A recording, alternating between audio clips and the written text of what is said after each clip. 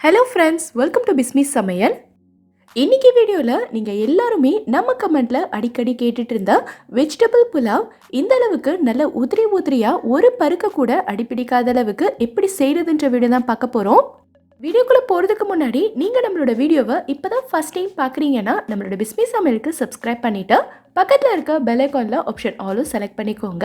இப்போ நம்ம எப்படி செய்கிறதுன்னு பார்க்கலாம். ஃபர்ஸ்ட் நம்ம அரிசி ஊற வச்சுக்கலாம். நான் இன்னைக்கு 2 கப் அளவுக்கு அரிசி எடுத்திருக்கேன்.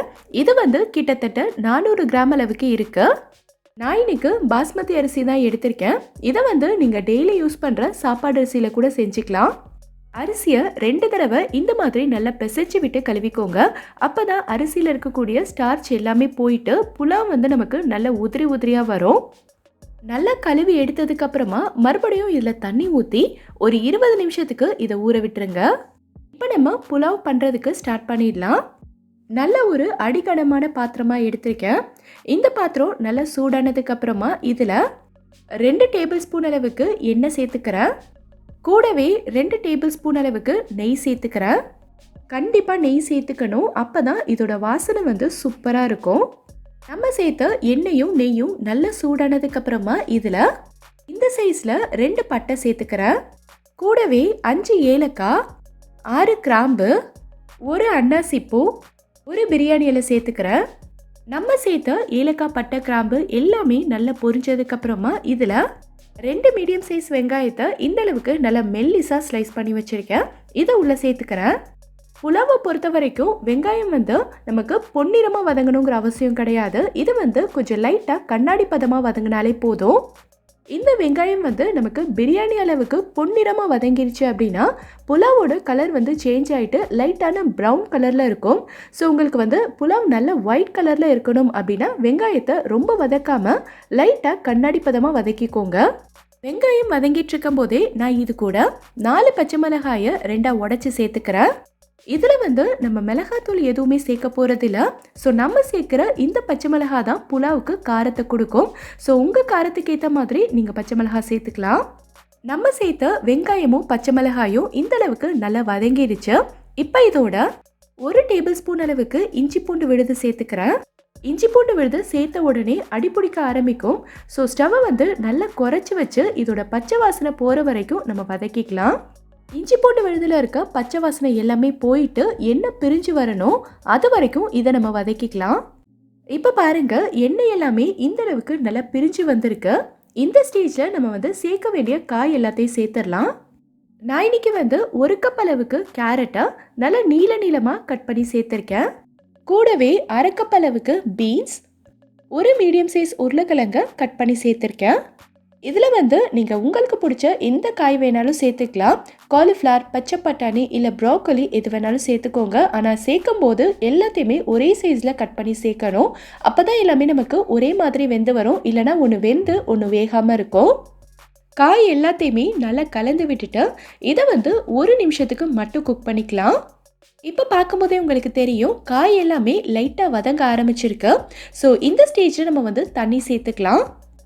தண்ணி 1க்கு 1.25 ரேஷியோவில் சேர்க்கணும். அதாவது 1 கப் அளவுக்கு அரிசி எடுத்திருந்தீங்கன்னா அதே கப்பில் 1.25 கப் அளவுக்கு தண்ணி சேர்க்கணும்.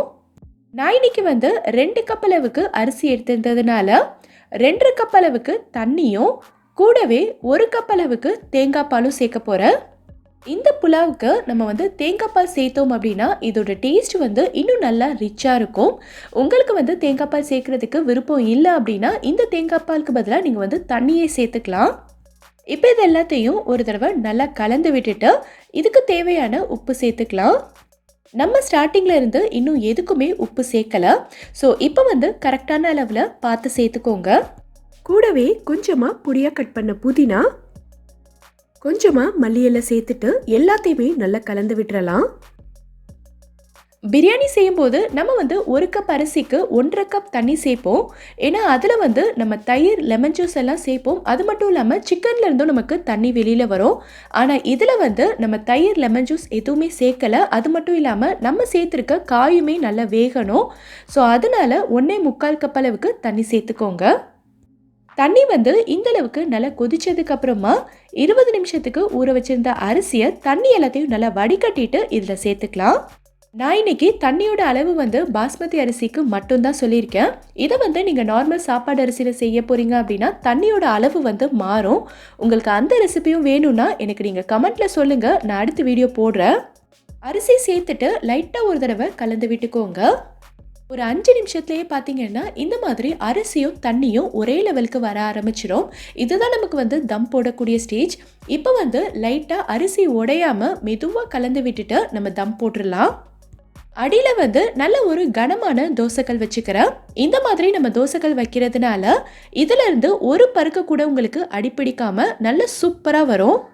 இப்போ இந்த பாத்திரத்தை நல்ல ஒரு டைட்டான மூடி போட்டு மூடிட்டு இதுக்கு மேலே இருக்க ஹோலை ஒரு டிஷ்யூ வச்சு க்ளோஸ் பண்ணிக்கிறேன். இப்போ அடியில் நம்ம வச்சிருந்த தோசைக்கல் வந்து நல்லா சூடானதுக்கு அப்புறமா ஸ்டவ்வை நல்லா குறைச்சி லோ ஃப்ளேமில் வச்சுட்டு இதை வந்து ஒரு 15 நிமிஷத்துக்கு அப்படியே விட்டுருங்க. 15 நிமிஷம் நல்லா குக் ஆனதுக்கு அப்புறமா ஸ்டவ்வை ஆஃப் பண்ணிக்கோங்க.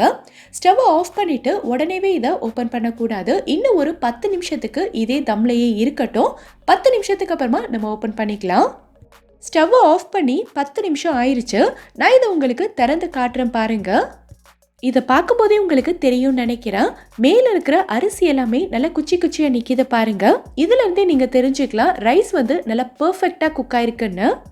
நான் இதை உங்களுக்கு எடுத்து காட்டுறேன் பாருங்க. புலாவ் வந்து நல்ல உதிரியா எவ்வளோ சூப்பராக வந்திருக்குன்னு.